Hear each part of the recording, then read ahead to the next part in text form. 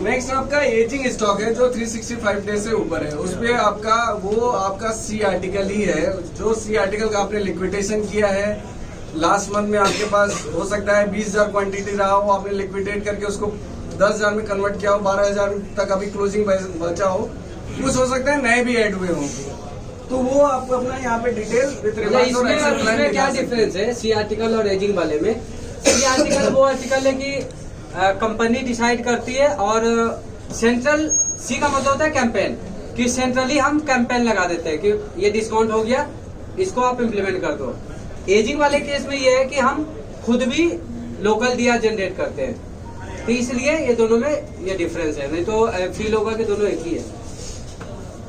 Next अपना miscellaneous का जो अपना वीडियो है, फ्लोर का वीडियो। एजिंग वाला में ये भी ध्यान रखना, एजिंग वाला में देखो कोई भी वर्किंग करेंगे तो केवल ऊपर से वर्किंग नहीं करेंगे। जैसे ऊपर का क्या वर्किंग हुआ, एजिंग का मतलब सबसे पहले हम देखते हैं स्टोर। जैसे फरीदाबाद स्टोर था, तो फरीदाबाद स्टोर एक लाइन में टोटल जो स्टॉक है 360 दिन से एजिंग स्टॉक है 40%, 180 से 360 30%, 0 से 90 20%, और इस तरह से 100% मान लो इसका हो गया। फिर आएंगे इसके डिवीजन में, क्योंकि डिवीजन में फिर जाएंगे तब पता चलेगा कि किस डिवीजन में एजिंग स्टॉक सबसे ज्यादा है। फिर सब डिवीजन में जाएंगे कि किस सब डिवीजन में सबसे ज्यादा एजिंग स्टॉक है। फिर मेजर कैटेगरी में जाएंगे कि किस मेजर कैटेगरी में सबसे ज्यादा एजिंग स्टॉक है, क्योंकि एक्शन जो आपका बनेगा मेजर कैटेगरी बताएगा, फिर आर्टिकल पे आप जाओगे। लेकिन रेफरेंस सबका लेके जाना जरूरी है, क्योंकि जीआरटी जब बनाएगा तो जाहिर सी बात है वो मेजर कैटेगरी का आर्टिकल उठा के आप स्कैन करोगे। डिवीजन सब डिवीजन तो का स्कैन होता नहीं है, तो ये मेजर कैटेगरी पे जब जाएंगे तब आपको पता चलेगा कि कौन कौन सा मेजर कैटेगरी में सबसे ज्यादा एजिंग का स्टॉक है। जो पीछे हमने भेजा भी था पिछले महीने कि स्टोर वाइज की इस स्टोर का इतना मेजर कैटेगरी में इतना ज्यादा एजिंग स्टॉक है, मोर देन 70% का हमने भेजा था कि इतने मेजर कैटेगरी में 70% से ज्यादा एजिंग स्टॉक था, तो उसको हमने जीआरटी करने के लिए भेजा था। तो जो स्टोर अपने इसको चेक करेगा उसका वर्किंग हमें दिखाएगा कि सर मेरे स्टोर में 360 मेजर कैटेगरी में 60 मेजर कैटेगरी ऐसे हैं जिसमें कि एजिंग स्टॉक 70% से भी ज्यादा है, तो मैंने इसका जीआरटी बना दिया है।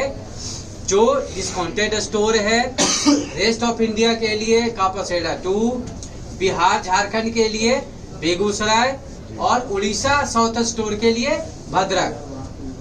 तो वहां तब हमें पता चलेगा कि 60 मेजर कैटेगरी इसका ऐसा था जिसमें 70% से भी ज्यादा एजिंग का स्टॉक था।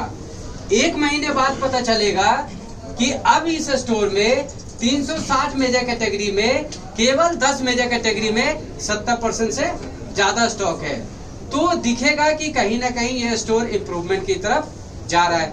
और जाहिर सी बात है कि वो जो 50 मेजर कैटेगरी जिसमें कि एजिंग का स्टॉक कम हुआ है, पिछले महीने उसका एसटीआर, और अब एक महीने के बाद जब नया स्टॉक को रिसीव कर लेगा तो उसके एसटीआर में बहुत ज्यादा चेंजेज होगा। वो 50 मेजर कैटेगरी का मंथ स्टार्टिंग के टाइम में सेल और मंथ एंड में सेल 100% बढ़ेगा कि नहीं बढ़ेगा? तो ये परफॉर्मेंस वो दिखाएगा कि मैंने ये एक्शन लिया तो उसका क्या फायदा हुआ। नेक्स्ट आप मिसक्लीनियस का जो वीडियो डंप करते हो अपने शेयर फोल्डर में, डीसी का, रूफ का, वॉशरूम, पार्किंग, फ्रंट फसाड, वो सारे आपको वीडियो यहाँ पे अपना हाइपरलिंक लगाना है कि हमारा ये प्रॉब्लम था, इसका इशू हो गया, करेक्ट हो गया, इसका video photo. Next CFR bill cut जो 1000 से ज्यादा का बिल कट है उसका यहाँ पे क्वांटिटी डालना है। उस पर आज इंसेंटिव भी अनाउंसमेंट किया है, तो आप उसका आपका एक्चुअल लास्ट मंथ क्या था, अभी आपने क्या बजट लिया है, आपने क्या अचीव कर रहे हो, आपका इस महीने का क्या बजट है, वो आप यहाँ पे मेंशन करोगे। 1000 से ऊपर का कंट्रीब्यूशन परसेंटेज कि कितना परसेंट हुआ। लास्ट मंथ हमारा 25% था और इस महीने हमने मतलब जैसे आज सुबह हमने देखा था ना कि चास का 20% था, कि उसका 20% का 1000 से ऊपर बिल बनने का 20% का एवरेज है। तो स्टार्ट हुआ 20% पे, जब हम मंथ स्टार्ट कर रहे हैं अप्रैल में, तो मेरा बजट मेरा 20% का तो होता है। अब एक महीने में वो दिखना चाहिए कि 30% पे आ गया है। तो 10% जो इंक्रीमेंट हुआ है एक्चुअली वो हमारा एफर्ट रहेगा, तो वो यहाँ दिखना चाहिए। उसी का रिफ्लेक्शन आपका आ जाएगा एवरेज बिल वैल्यू में। आपका एवरेज बिल वैल्यू इंक्रीमेंट ज्यादा दिखाएगा, अब ग्रोथ में दिखाएगा। तो सेम बिल कट से पता चलेगा हमारा जो ऑफर चल रहा है उसे क्या हमारा फुटफॉल ग्रोथ और डिग्रोथ है। आपका हिट्स एंड मिस आपने क्या महीने में अच्छा किया, क्या आपका मिस हो गया और आपका आगे का क्या प्लान है, ये सारा इसमें डालोगे। हिट्स जैसे मैंने स्टार्टिंग में ही बताया कि पटना का पिछले 4 साल में हाईएस्ट सेल है किसी एक महीने का। सेम टाइम मैंने ये भी चेक किया है कि 2 महीना भी अगर जोड़ते हैं, जैसे बहुत ये सोच सकता है कि यार हो सकता है कि स्प्लिट हुआ हो पीछे के सालों में, 2 महीने में सेल स्प्लिट हुआ होगा, लेकिन मैंने जो 2 महीने का भी कंबाइंड जोड़ा है तो भी ये हाईएस्ट सेल है, तो ये राकेश सर का, फिर विकास का, क्लस्टर मैनेजर का और स्टोर टीम का ये बहुत बड़ा अचीवमेंट है। सेम टाइम बनारस के लिए चाहे ललित ने किया, सुशील जी ने किया और स्टोर की टीम ने किया, क्योंकि ये तो कंबाइंड एफर्ट है, अपने आप तो कुछ भी होता नहीं है। और डी ग्रोथ के लिए अगर हम जिम्मेदार हैं तो जाहिर सी बात है अचीवमेंट के लिए भी हम ही जिम्मेदार हैं। तो ये बहुत बड़ा हिट है, लेकिन अब नई अगर एनालिसिस करोगे तो आपको तो पता भी नहीं चलेगा कि क्या हम सेल करके आगे बढ़ चुके हैं।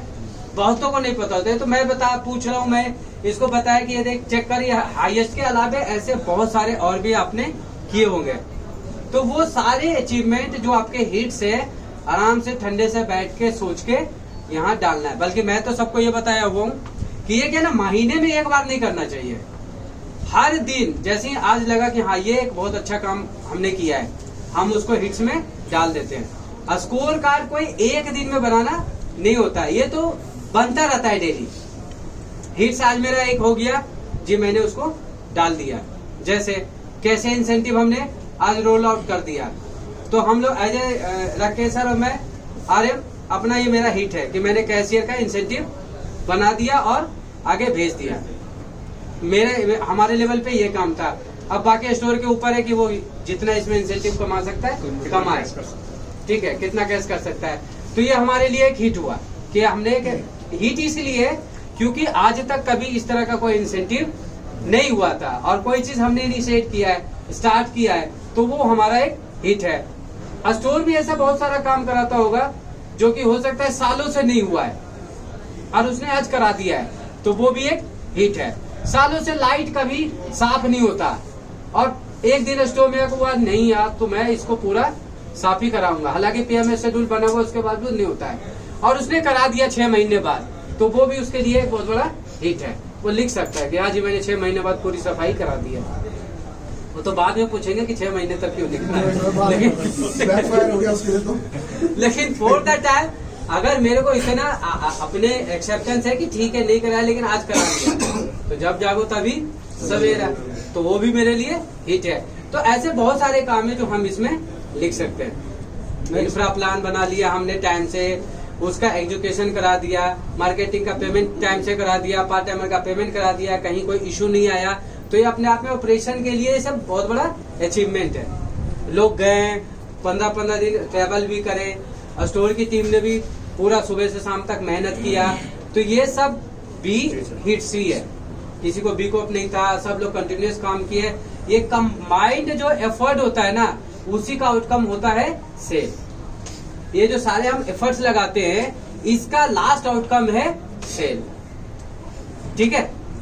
नेक्स्ट अपना है एफए बॉम्ब, फिक्स एसेट का बॉम्ब, जो आपको दिया गया था कि आपका बजटेड ये है, फिक्सर्स था, साइनेजेस थे, आपके हैंगर्स थे, सब कुछ, वॉल गंडोला, फ्लोर गंडोला, तो उसमें दिया गया था आपका बजट ये है, आपने एक्चुअल आपके स्टोर में क्या अवेलेबल है आपने फिल किया था, उससे आपका रिक्वायरमेंट निकल गया था, तो वो आप यहाँ पे डिटेल लगा देना।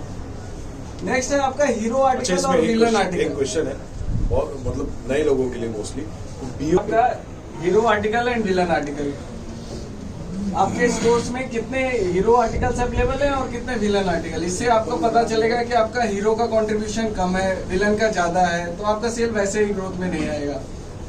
तो आपको विलन कम करना है और हीरो को स्पेस देना है, इससे आपको आपका हाईलाइट्स होगा ये। नेक्स्ट अब जैसे हीरो विलेन में खाली हीरो विलेन बहुत बड़ा सब्जेक्ट है।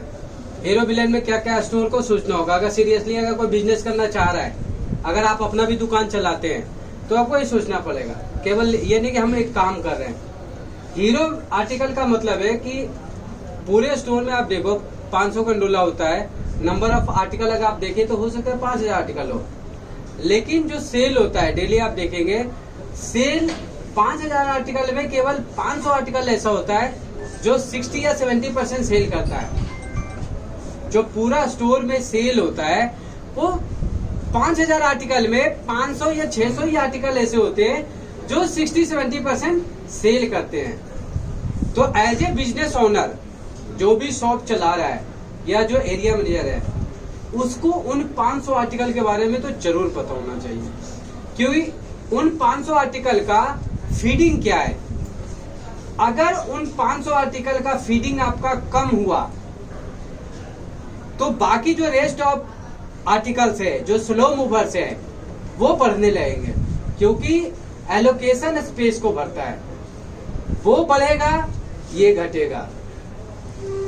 हीरो का घटना और विलेन का बढ़ना यानी स्लो मूवर का बढ़ना, ये स्टोर को क्या करेगा, धीरे धीरे डेड करना शुरू कर देगा। तो हमें पता होना चाहिए कि हमारे स्टोर के अंदर जो हीरो आर्टिकल्स हैं, उनका रिप्लेनिशमेंट, उनका फिल रेट प्रॉपर मेंटेन हो। एलोकेशन नहीं हो रहा है, एलोकेशन आपको कराना है। परचेज नहीं हो रहा है, परचेज वाले पे प्रेशर डालना है, क्योंकि भाई मेरे को तो जो बिकता है 500 आर्टिकल 600 आर्टिकल वो तो एनी हाउ चाहिए ही। और अगर हम सोच ले कि ठीक है जो आ रहा है आने दे, जो नहीं आ रहा है नहीं आने दे, तो धीरे धीरे स्टोर आपका डेड होना शुरू हो जाएगा। जो पता नहीं चलता, फिजिकली फ्लोर पे घूमते हुए कभी भी पता नहीं चलता है। रिपोर्ट आप देखो, रिपोर्ट आपको अपने आप बताता है कि हर महीने आपके यहाँ हीरो आर्टिकल कम होता जा रहा है, विलेन आर्टिकल्स बढ़ता जा रहा है। जैसे जैसे हीरो घटेगा, विलेन बढ़ेगा, बॉडी डेड होना शुरू हो जाएगा। कहते हैं ना कि शुगर बढ़ना शुरू हो जाए आपके अंदर, तो फिर धीरे धीरे क्या होगा, आपका बॉडी भी इनएक्टिव होना शुरू कर देगा, वैसे ही स्टोर भी इनएक्टिव होने लगेगा। अब इसमें विलेन पे क्या करेंगे, तो जाहिर सी बात है, विलेन अगर मेरा इतना ज्यादा क्वांटिटी में है, 4000 आर्टिकल अगर विलेंस है या स्लो मूवर्स है, तो हम फिर क्या देखेंगे कि यार नेशनल ऐसे कौन से हीरो आर्टिकल्स है जो मेरे स्टोर में नहीं है लेकिन नेशनली अच्छा परफॉर्म करते हैं। तो मैं उन आर्टिकल्स को यहाँ क्या कराऊंगा, लिस्ट कराऊंगा, और ये जो विलेन आर्टिकल्स है इनको डिलीट कराऊंगा। क्योंकि अगर स्टोर की सेल मुझे और बढ़ानी है तो मेरे को हीरो आर्टिकल्स बढ़ाना होगा। देखो ये सब जितनी भी बातें हम कर रहे हैं और जितना रिपोर्ट हम देखेंगे, इन सब में इम्पोर्टेंट है आप क्या सोचते हैं, आपका थॉट प्रोसेस क्या है। फिर आपकी अंडरस्टैंडिंग आती है कि इन सारी चीजों को सुनने के बाद आपका समझ क्या है। जितनी जैसी आपकी अंडरस्टैंडिंग रहेगी, रिपोर्ट भी उतना ही अच्छा निकल के आएगा। ठीक है। और सेम टाइम ये कम्युनिकेशन की बात है कि आप हमारे सामने हैं तो हम आपको दोनों तरह से समझा पा रहे हैं, रिपोर्ट भी दिखा रहे हैं और आपको फिजिकली समझा भी रहे हैं। अब बहुत ज्यादा इंपॉर्टेंट चैप्टर आ जाएगा कि आप अब स्टोर को समझाएंगे, तो स्टोर को समझाने के दौरान उसको बोलेंगे कि बेटा तू रिपोर्ट पहले खोल ले, और खोल के एक एक चीज को एक्सप्लेन करेंगे, उसके भी क्वेश्चन को सुनेंगे, तब वो ज्यादा अच्छे से भर पाएगा। और अपने पेशेंस रखना और इन सब चीजों को भरने में इंटरेस्ट लेना। क्या होता है ना, हम सबसे ज्यादा पहले इंटरेस्ट नहीं लेते, फिर हमें लगता है यार इतना सारा चीज कौन भरेगा। जैसे ही इस स्टेज में आप जाते हैं वैसे ही आपको इसमें आपका दिमाग काम करना बंद कर देगा, फिर दिमाग आपको रिस्पॉन्स नहीं करेगा, दिमाग और लेके जाएगा कि छोड़ क्या जरूरत है भरने में, फिर एक्सक्यूज मोड में आप चले जाओगे। तो सबसे पहले आपको ये पैशन रखना बहुत जरूरी है, ये एनर्जी होना चाहिए, आपका इंटरेस्ट होना चाहिए कि ये भर के कहीं ना कहीं हमारी भी बहुत लर्निंग बढ़ती है।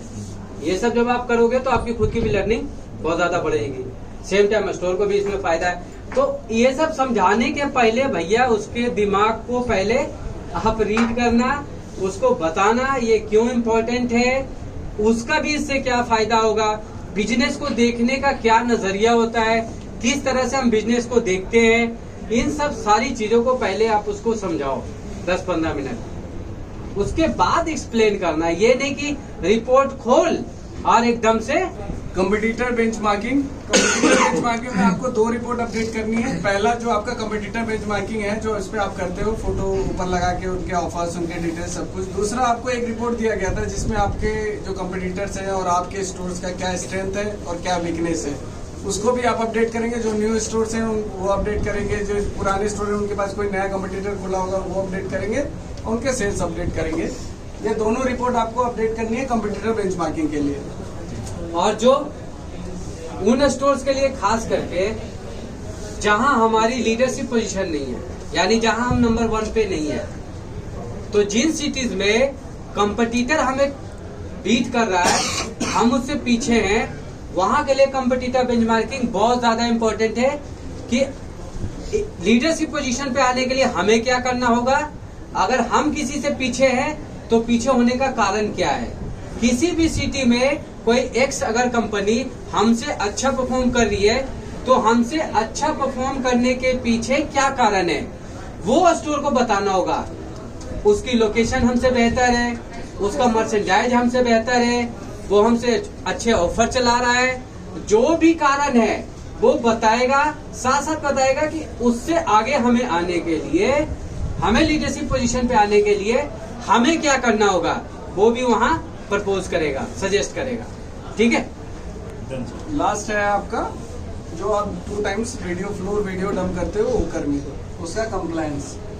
आपको 31 का महीना था तो 31 के महीने में 10 दिन फेस्टिवल का हटा देते हैं, तो 20 दिन में आपको 40 वीडियो डंप कर देते, और 40 में से आपने कितने वीडियो डंप करे उसका कंप्लायंस यहाँ। और नीचे आ जाओ।